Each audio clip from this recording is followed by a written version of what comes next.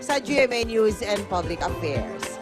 At yan po mga balitang aming tinutukan sa nakalipas sa 24 oras.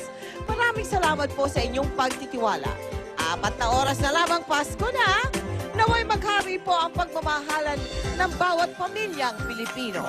Sa gitna ng ating kaabalahan, patuloy nating idalangin ang pagbangon ng mga sinalanta naman ng Bagyong Pablo. At mga kapuso, ating pong tatandaan, higit sa mga handa o regalo, ang tunay na dahilan ng pagdiriwang ng Pasko ay ang kapanganakan ni Jesucristo. Mula sa tahanan ng katotohanan, ako po si Mel Tiangco. Ako po si Mike Enriquez, ito ang GMA, walang kinikilingan, walang pinoprotektahan, Justin. Walang kasinungalingan, serbisyong totoo lamang at dahil hindi natutulog ang balita. Kahit Pasko, nakatuto kami 24 oras. Oh!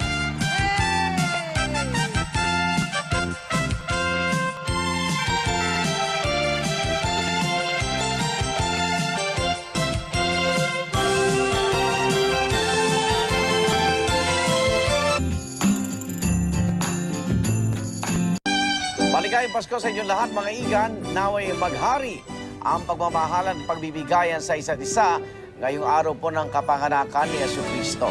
Patuloy rin natin ipagdasal ang mga kababayan nating nakaharap sa iba't ibang pagsubok.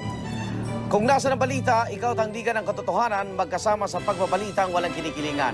Walang pinoprotektahan, walang kasinungalingan, serbisyong totoo lamang. Sa ngalan ni Vicky Morales, ako po si Tina Panganiban Perez. Ako naman, Arnold Clavio. Susunod na po ang eyewitness hanggang bukas. Sama-sama tayong magiging saksi.